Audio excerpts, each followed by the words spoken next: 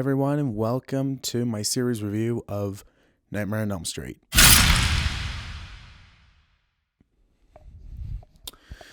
So, the first movie was released in '84 by, at the time I don't think they were really well known, New Line Cinema.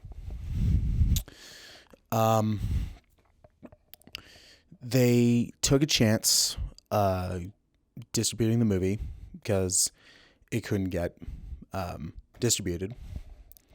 It's directed by Wes Craven, who has done some other really great movies like The Hills Have Eyes, The Last House on the Left, The People Under the Stairs, Serpent and the Rainbow, and then came back to do New Nightmare. This is a really cool concept. From what memory serves me, is Craven got the idea of Freddy from it was either a story or an experiment where people died in their sleep. So he decided to bring in a killer with this. Freddy Krueger, played by the great Robert Englund, he is a very creepy guy. In the first movie, there really is no joking. Throughout the course of the series, he definitely got more jokey, which is kind of where it lost me. I don't mind when killers become a little bit more silly or they joke around a lot, but it was just the jokes and the way they did it was just a bit bad. So the first movie is very scary. Freddy is dark. He wants to kill. He is a man who is just a psychopath. He liked just to murder kids, which is, of course, very psychopathic. So the dream sequences are really creepy. It's really cool how Freddy manipulates reality to enter the real world. Because they establish in this one that if he's in the dream world, he's invincible. But when he comes into the real world, he's vulnerable. I mean, the climax where Heather Langenkamp is just going to town on him is just, it's awesome. The end of the movie is really good too. From what I've heard, they weren't planning to do any sequels. It was just supposed to be a one and done. So the end of the movie is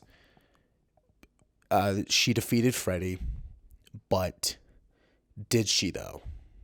Because, all of her friends are alive, her mother's alive, but when she gets in the car with her friends, they can't control the car, and it's a red car to simulate death.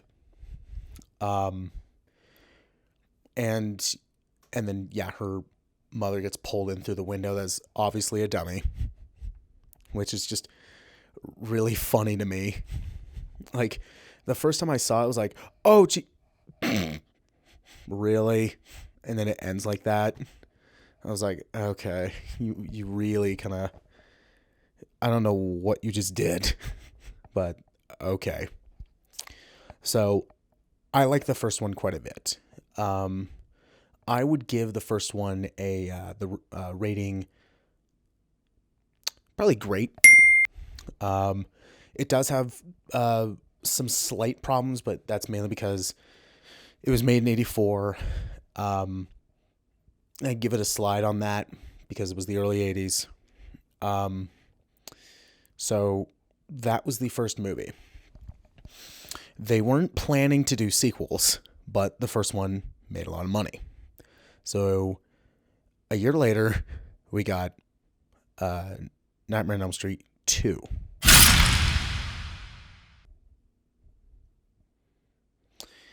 And with the second one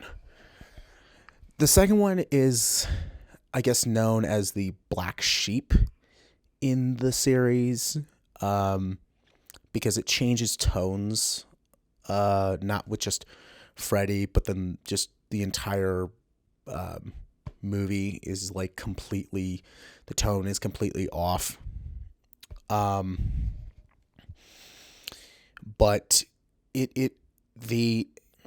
it's also known as the gayest horror movie.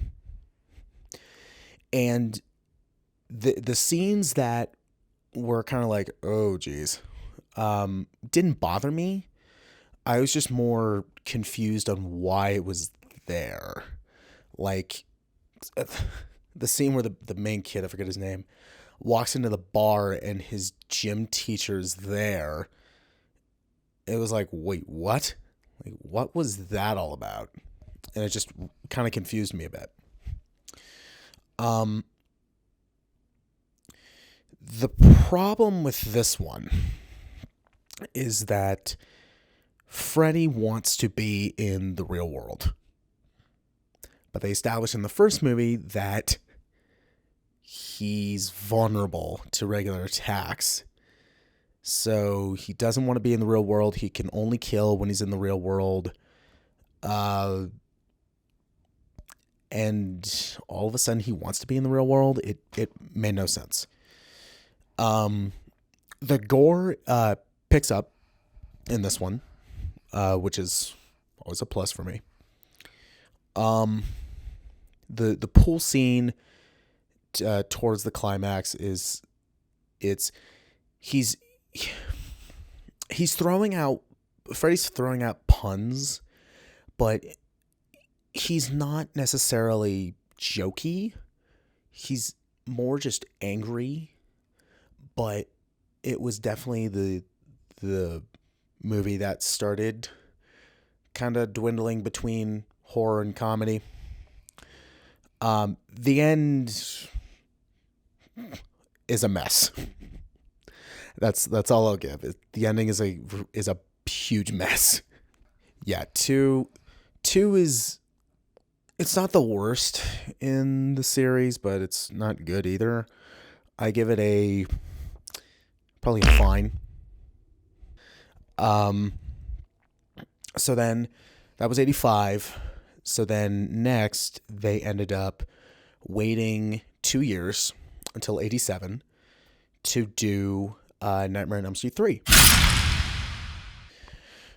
With 3, I know some people call it the best sequel, and to me it's not. I'll talk about my favorite sequel soon.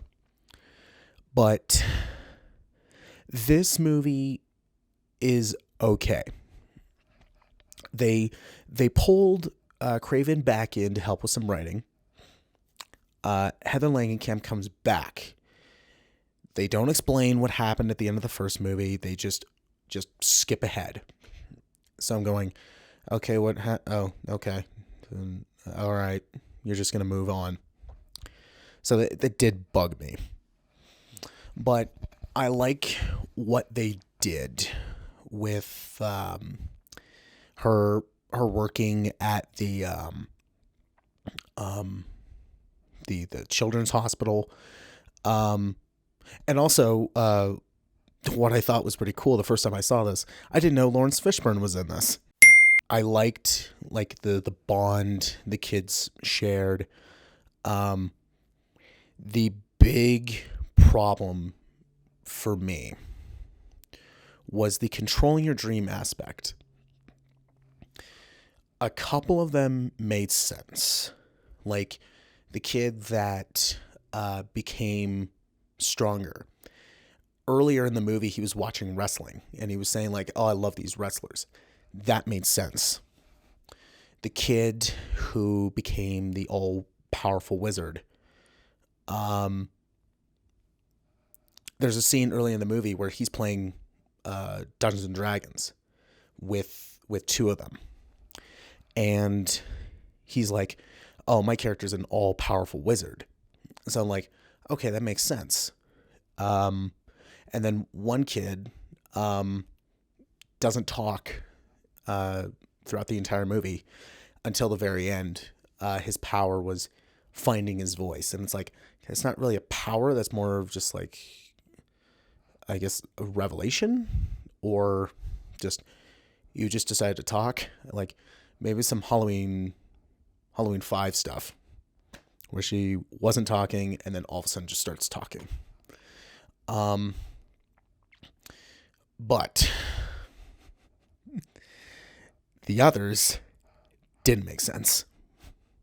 Like one of them becomes great at gymnastics. They don't explain why. They don't explain like, oh, she loves gymnastics, or she was really good at gymnastics before she came into the hospital and just lost that tribute of her life, or lost that trait of hers. And then the one that was just like, wait, what? Was, according to the character, she wanted to be prettier. So she wears leather, has a mohawk, and 2 switchblades. Okay, that made no sense to me. Because they don't establish why they want to be this way. So it bugged me. Other than that, it was fine. You know, I give this one an average. So yeah, to me it's not the best sequel. It's one of the better sequels, but I still got problems with it. So it's an average. So then that made tons of money. So then we got Nightmare on Elm Street 4. So with 4, so in 3 they kill off Freddy again. 4, they bring him back in one of the stupidest ways they could have possibly thought of. They bring the surviving kids back for 5 minutes and then kill them off. So I'm like, wow, why'd you even bother bringing them back? One of the kids has a pet dog who is in the dream with him, and this kid's dream is he's in a like a car wreck site, and Freddy's buried there, and because at the end of the 3rd movie they bury him in that site, and his dog like pees fire, and that brings Freddy back. I was like, what is going on? And this is definitely the movie that they said, yeah, let's focus more on the comedy than the horror, which is, again, something I didn't really like.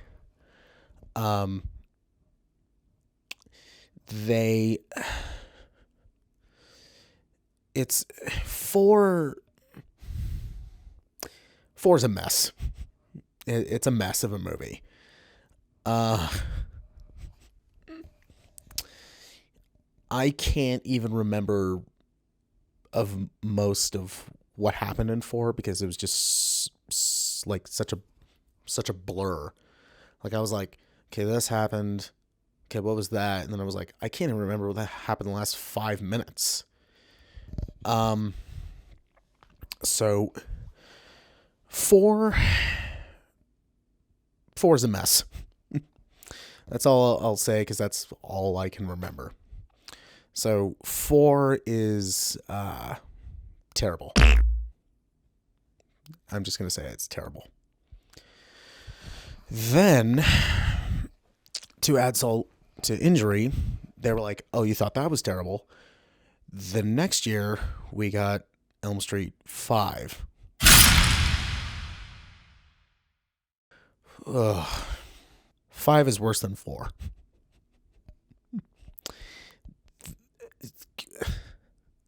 This is the one where they try to tell the origin of Freddy.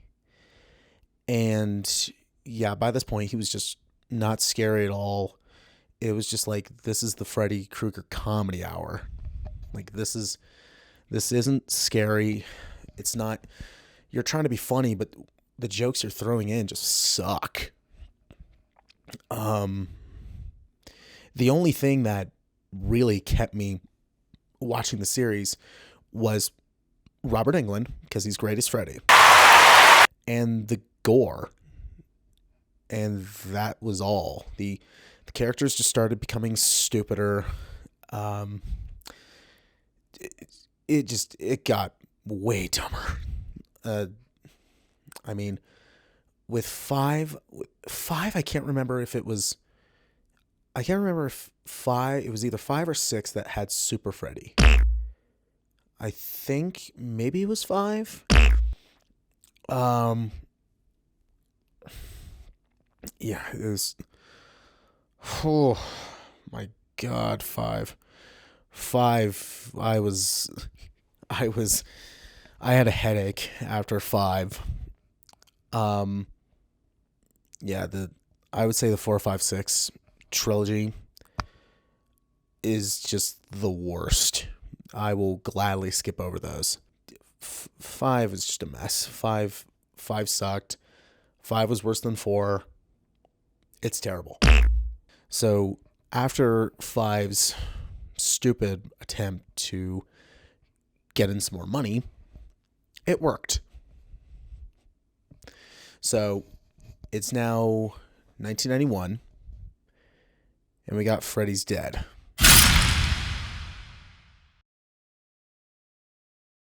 This was painful. This, we find out that Freddy Krueger has a kid. You think it's one, the first half, then they reveal who it really is, and it's like, wow, I definitely didn't see that coming. Oh, I saw that coming. It sucked. And then the fact that they decided to throw in the climax in a 3D element, and they tell you in the movie when to put on your 3D glasses. And in the movie, it's the stupidest thing. It's really dumb. It's really stupid. I was laughing because it was so stupid. Yeah, one of the deaths in this movie is Freddy like throws one of the kids into a video game, and it's just like so bad. And then when the kid's like, "Hi, beat this," he then pulls out the power glove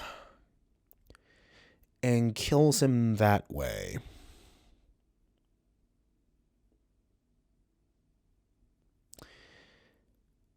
Six is atrocious. I'm never watching 6 again. I think I've seen worse than 6. Not in the series, but like in real life, like other movies I've seen be worse than 6. So I honestly think this one's just terrible.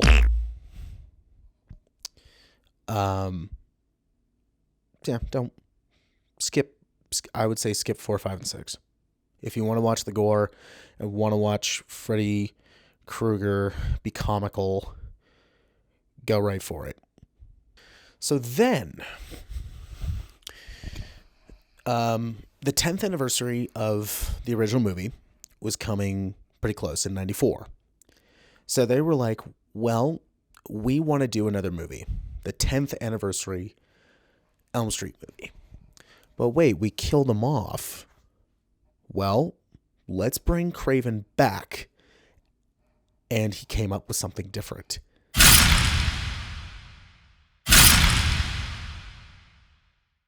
So for the 10th anniversary of the original movie, they brought Craven back. And he said, all right, let's do something different and fun and something that'll please the fans. New Nightmare is that movie. It brings back the original cast, or most of them at least, and does something completely different. Instead of Freddy Krueger being a fictional character in a movie, he is a demon who is trapped within the movies and will break free if the real actors and the crew don't make another movie. Like the genie out of the bottle. So, New Nightmare it's clever, it's funny, it knows exactly what it is. And it's my favorite sequel. My biggest problem with it is that towards the end, it piles on the special effects. And it definitely messes everything up. So that's the biggest problem for me, is that it was 90s, so it looked like I can clearly tell it's fake. But it's still a really good movie. I really dig it. For New Nightmare, I would give a great. It's not my favorite of the series. If they fixed the special effects and a little bit of the climax, then it would be my favorite. But yeah, right now it's still the original. That's my favorite, but New Nightmare is my favorite sequel out of the series. So then, that was supposed to be the end of Freddy. Then in 2010, Warner Brothers had gained New Line Cinema and said, well, hey, the Texas Chainsaw Massacre reboot that Platinum Dunes produced, that was pretty successful. Let's do a Freddy Krueger remake. And they did. The remake changes a lot of things.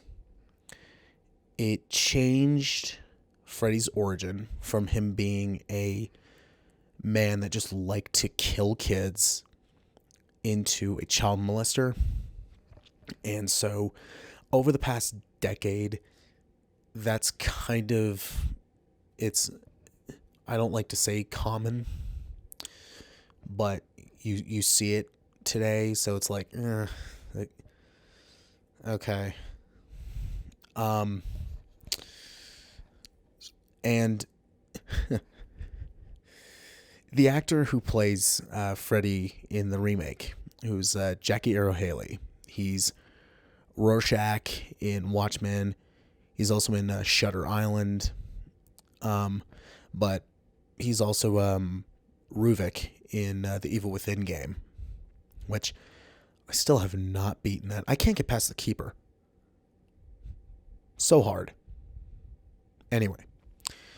I think he would have been a good Freddy Krueger if the script was better and if he didn't look like fried chicken. Or I remember listening to another review and they said he looks like a burned up lion. And I'm like, yeah, he kind of does. So if the makeup was better on him, the fact that every kill was CGI was just a big problem with me. I'd rather take a bad practical effect than a bad special effect or a bad CG effect. And it was kind of dull. Like, they didn't really try to do anything. The acting was really wooden. The script was not good. The CGI took, the kills are supposed to be like a lot more brutal, and yet they do look like it, but I'm going, no, the CGI is taking me out of it. So it's not scary. I think the atmosphere worked. When they keep Freddy mostly in the shadows, it works.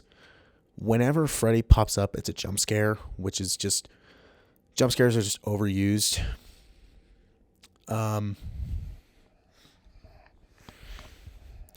So it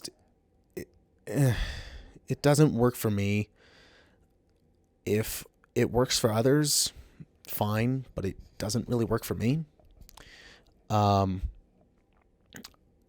I don't have a urge to see the remake again. I'd much rather watch the original. So I'm going to give this fine because there were a couple things that did work. Like I said, the atmosphere. When they kept Freddy in the shadows, in the dark, it worked much better. But that's about it. To me, it didn't work. I could see where it can work with others. But to me, it didn't work. So, didn't care for it. And that about covers it. So,